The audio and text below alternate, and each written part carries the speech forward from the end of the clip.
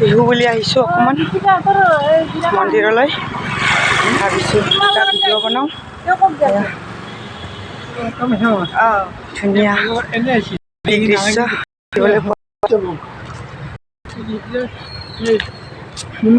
সকলোকে বিহুৰ শুভেচ্ছা যাচিলোঁ। গতিকে আজি আমাৰ অসমীয়া মাহৰ 1 তাৰিখ, গতিকে মন্দিৰলৈ আহিলোঁ এপাক,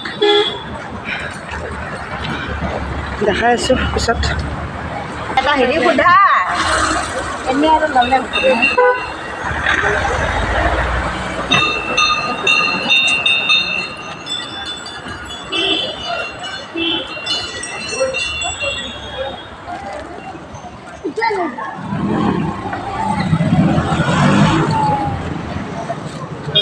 সেইটো দামটো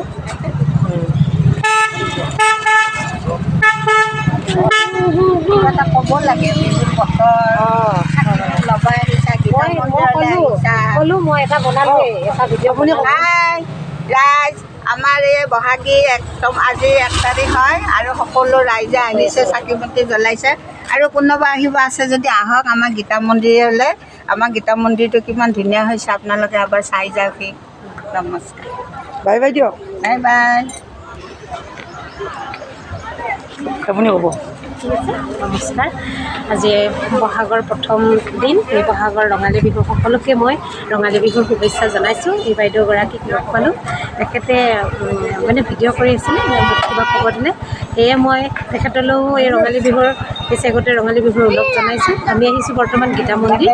গীতা মন্দিৰটো গীতা ভাগৱতৰ নিশ্চয় শ্ৰীকৃষ্ণ ভগৱান অনন্ত নাৰায়ণ তেখেতৰ মই সজ্জাখন দেখিছোঁ, ভিতৰলৈ প্ৰৱেশ কৰা নাই, পিছত চাগে দেখা পাম। আৰু এইসমূহ মানে অসমবাসীক যাতে তেখেতে ভগৱানে সকলোকে ভালে কুশলে ৰাখক তাৰে কামনা কৰিছোঁ। ধন্যবাদ থাকিল আৰু বিহুৰ শুভেচ্ছা যাচিল। ধন্যবাদ।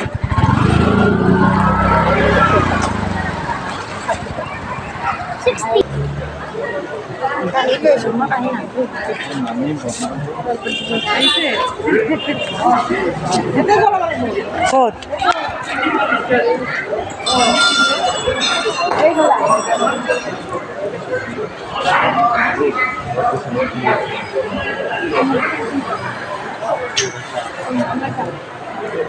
মোবাইল ছবি কৰবো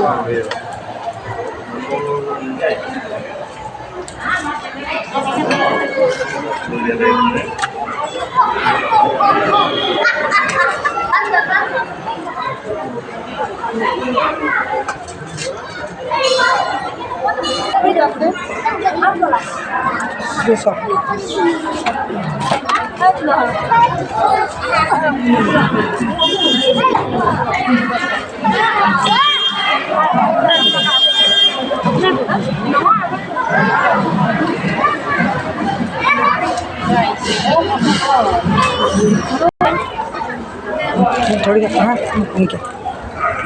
इनके